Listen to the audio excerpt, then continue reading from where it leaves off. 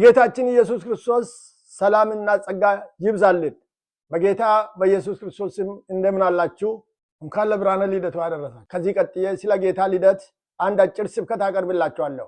የጌታችን ኢየሱስ ክርስቶስ መጽሐፍ ቅዱስ በሶስት ቃላት ይገልጻል። አንደኛ መጣ ነው የሚለው፣ ሁለተኛ ተወለደ ነው የሚለው፣ ሶስተኛ ተገለጠ ነው። የሙሉ በቃሉ ውስጥ ይገኛል። ስለ ጌታ መምጣት መጽሐፍ ቅዱስ በግልጽ ይናገራል። የመጣው ደግሞ ምክንያት አለው። ለምን እንደመጣ ይናገራል። ከየት እንደመጣም ይናገራል። የመጣው ከሰማይ ከአባቱ ዘንድ እንደሆነ ይናገራል። የዘላለም አምላክ ከአባቱ ዘንድ እንደነበረ አወጣቱ ከዘላለም ዘመናት እንደሆነ በሚክያስ ምዕራፍ 5 ቁጥር 2 ይናገራል። በአንደኛ በዮሐንስ ወንጌል ምዕራፍ 1 ደግሞ ቃል ነበረ፣ ቃልም በእግዚአብሔር ዘንድ ነበረ፣ ቃልም እግዚአብሔር ነበረ ይላል። ነበረ እሱ የነበረ ነው፣ ያለ የነበረ የቆየ የድሮ የጥንት አምላክ ነው፣ የዘላለም አምላክ ነው፣ የእግዚአብሔር ልጅ አምላክ ነው። ነገር ግን መጣ። የመጣው ደግሞ ለምን? የጠፋው ሊፈልግና ሊያድን ይላል በሉቃስ ምዕራፍ 19 ቁጥር 10 ላይ ሊፈልግና ሊያድን ነው። ሰውን ለመፈለግ መጣ። ሰዎች ጠፍተው ነበር። ሰዎች የእግዚአብሔር የሆኑ ሰዎች ጠፍተው ነበር። እነዚህን የጠፉትን ሊፈልግና ሊያድን ነው የመጣው። ክርስቶስ ኢየሱስ መጣ። የመጣው ደግሞ በትራንስፖርት በሌላ ነገር አይደለም። የመጣው እኮ በልደት ነው። በማርያም ሆድ ውስጥ ልጅ ሆኖ በመወለድ ነው። ተወልዶ ነው የመጣው። ተወልዶ ማርያም ተነግሯት ጸነሰች። ጊዜዋ ሲደርስ ወለደች። ተወለደ። በቤተልሔም ተወለደ። ተወልዶ ታየ በሰው ዓይን ተጨባጭ የሆነ መንፈስ የማይታይ የማይጨበጥ እጅ የሚነካው እግር የሚነካካ የሚታይ ሆነ። ሰው ሆኖ በሰዎች መካከል ተመላለሰ። በዓለም ላይ ተመላለሰ። በዓለም ውስጥ ጨለማ በማጣት ዓለም ውስጥ ብርሃን ሆኖ ተመላለሰ። በመጨረሻ አገልግሎቱን ጨርሶ በስቅለት ሞተና ሕይወቱን አሳልፎ ሰጠ። ደሙን አፈሰሰ። በክቡር ደሙ ስርየት ተገኘ። የኃጢአት ይቅርታ ተገኘ። ሰውና እግዚአብሔር ታረቁ በኢየሱስ ክርስቶስ ሞት በደሙ። ማዳን ማለት ይሄ ነው። የጠፋው መፈለግ ማዳን ይሄ ነው። በደሙ ነው ያዳነን። ከሰይጣን እስራት ፈታን።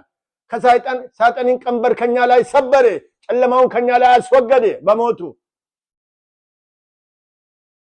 ተወለደ ብሎ አይተውም፣ ተገለጠ ይላል። አንደኛ ዮሐንስ ምዕራፍ 3 ቁጥር 8 ላይ የሰይጣንን ስራ ሊያፈርስ የእግዚአብሔር ልጅ ተገለጠ ይላል። እንዴት ነው ያፈረሰው? የተገለጠው አካል ለብሶ ተገለጠ። በዚህ አካሉ ደግሞ ለመስቀል ሞት ሆነ። ደሙን አፈሰሰ። ደም የለውም ግን ስጋ ለብሶ በመወለዱ በመገለጡ ተሰቀለና ሞተ። ደሙን አፈሰሰ። ደሙ የኃጢአት ስርየት አስገኘልን። ደሙ የዘላለም ሕይወት ሆነልን።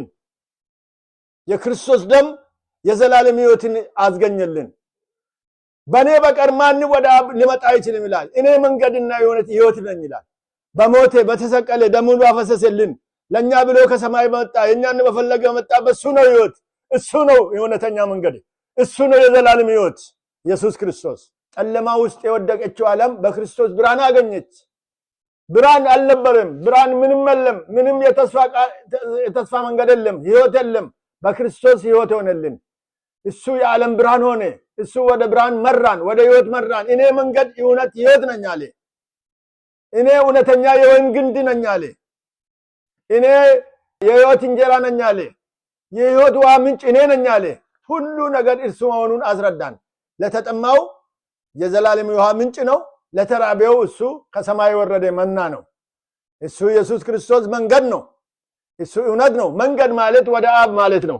ወደ ማንም ከኔ በስተቀር ወደ አብ ሊመጣ አይችልም አለ። እግዚአብሔር ፈጣሪ የዘላለም ሁሉ አባት ወደሱ መሄድ የሚቻለው ከሰማይ በወረደ በልጁ በኢየሱስ ክርስቶስ አማካይነት ነው። ወደ አብ ሊወስደን ነው። በእርሱ ወደ አብ መግባት ተሰጥቶናል ይላል በኤፌሶን ምዕራፍ 1። ወደ አብ መግባት እግዚአብሔር አብን ልናገኘው የምንችለው በኢየሱስ ክርስቶስ ብቻ ነው። በሱ አማካይነት ነው። አማካይ መካከለኛ መጣና ጣልቃ ገባ። ሞት ያሸነፈውን ሕዝብ፣ ሞት የዋጠውን ሕዝብ መጥቶ በሞትና በሕያዋን መካከል ጣልቃ ገባ። መካከለኛ ሆነ።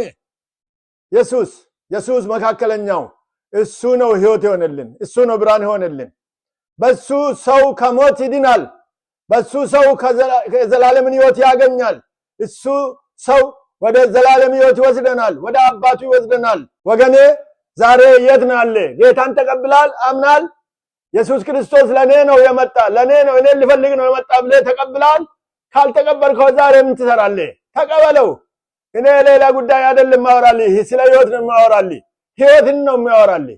ኢየሱስን ተቀበለው፣ ኢየሱስን እመን፣ ደሙን እንዳፈሰሰልህ ሕይወት እንዳስገኘልህ እመን፣ መንገድ እንደሆነ እመን። ከሱ በስተቀር ወደ ዘላለም ከፍርድ ማምለጥ አይቻልም። ወደ እግዚአብሔር አብ መድረስ አይቻልም። መንገድ ነው እሱ፣ እውነት ነው እሱ። እውነተኛ የወይን ግንድ እኔ ነኝ አለ። በሱ ቅርንጫፍ ካልሆንክ በስተቀር ወደ ዘላለም ሕይወት አትገባም። ስለዚህ ክርስቶስን ተቀበልና እመን። እጅን ባለበት ቦታ ሆነ ወደ ላይ አንስተህ ጌታ ሆይ አንተን ተቀብያለሁ በል። አሁን እኔን ሲናገር የሰማ ሰው እጅን ስጥ ለጌታ፣ ለማንም አይደለም፣ ለክርስቶስ ኢየሱስ፣ ለሰማይና ለምድር ጌታ፣ ለፈጣሪ። እሱ ፈጣሪ ነው። እሱ ሰዎች እንደሚሳደቡት አይደለም። አትሳደብ፣ ግድ የለም። እኔንም ልትሳደብ ትችላለህ። ምን ማለት ነው አትበለኝ። እውነትን የተናገርኩ ነው። እውነት ነውና ተቀበለው። ስለ ጌታ ብዬ አድራለሁ። ሕይወትን አታጥፋ። ጨለማ ውስጥ ሕይወትን አታስቀር። ከመንገድ ስትሄድ ራስህን አታጥፋ። እግዚአብሔር የሰማነውን ቃል ይባርክልን። አሜን። ደስ ይበለን እንዘምር በልታ